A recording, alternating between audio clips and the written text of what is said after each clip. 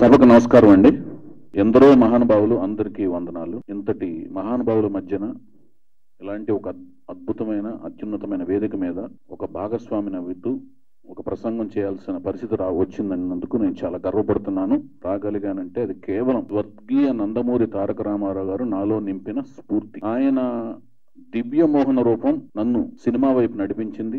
ఆ తర్వాత సినిమాలంటే పిచ్చి పట్టేటి చేసింది. ఇతను ఎన్టీఆర్ వీరాభిమాని అనే ఒక పోర్ట్ఫోలియోనే నాకు చాలా కిక్నిస్తుంటుంది అనమాట. ఒక దర్శకుడు, ఒక నిర్మాత అనేది కంటే కూడా ఇతను ఎన్టీఆర్ వీరాభిమాని. అంత గర్వాన్ని, అంత స్ఫూర్తిని మాలో ఆయన నింపారు. తాను పుట్టిన జాతి మొత్తాన్ని ప్రభావితం చేయగలిగిన వ్యక్తులు అరుదుగా ఉంటారు. అది దేవుడు తలుచుకుంటేనే వస్తారు. ఆ దేవుడు తలుచుకుంటే పుట్టిన వాళ్ళే స్వర్గీయ నందమూరి తారక రామారావు గారు.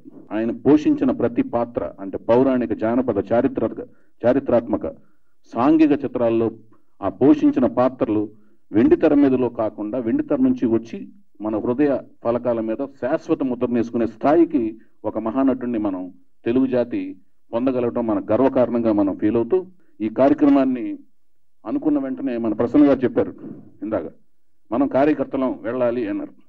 అమ్మా, మీరు బ్రహ్మాండమైన కార్యక్రమాన్ని బుద్ధస్కంధాల మీద వేసుకున్నారు. We wish you all good luck. Thank you so much. ఆ సంచిక ఆవిష్కరణకి నేను రవీంద్ర భారతికి వచ్చినప్పుడే చెప్పాను. రమణగుర్తి గారు కూడా నాలాగా అన్నగారి దగ్గర ఆ స్నేహాన్ని పొందగలిగిన వారి మీరు అమ్మాయి. సో ఆయన ఆశీస్సులు ఉంటాయి, రామారావు గారి ఆశీస్సులు ఆయనకు ఉంటాయి, ఆయన ఆశీస్సులు మీకు ఉంటాయి. ఆ డిఎన్ఏ మీలో ప్రవహిస్తుంది కాబట్టి అదే లక్షణాలతో మీరు పుణికిపుచ్చుకున్నారు. మీ సంచిక ఆల్రెడీ విజయవంతమైందని నేను భావిస్తున్నాను. కళావేదికతో మీరు మళ్ళీ పునఃప్రారంభించారు కదా, అప్పటి నుంచి అది విజయవంతమైంది. ఈ అభినందన సినిమా భువన గారు వాళ్ళ నాన్నగారు ప్రొడ్యూసర్గా నిర్వహించిన ఒక మంచి సాహిత్యం, మంచి సంగీతం, దానికి తగ్గ మంచి అభినయంతో కార్తీక్ గారు, శోభన గారు వాళ్ళ మధ్యన ఆ ప్రేమ కథ అద్భుతంగా ఉంటుంది. అది ఆయన ఆ సినిమాని ఎన్నోసార్లు చూసాం, ఎన్నోసార్లు ఆ పాటలు విన్నాము, వింటూనే ఉంటాము.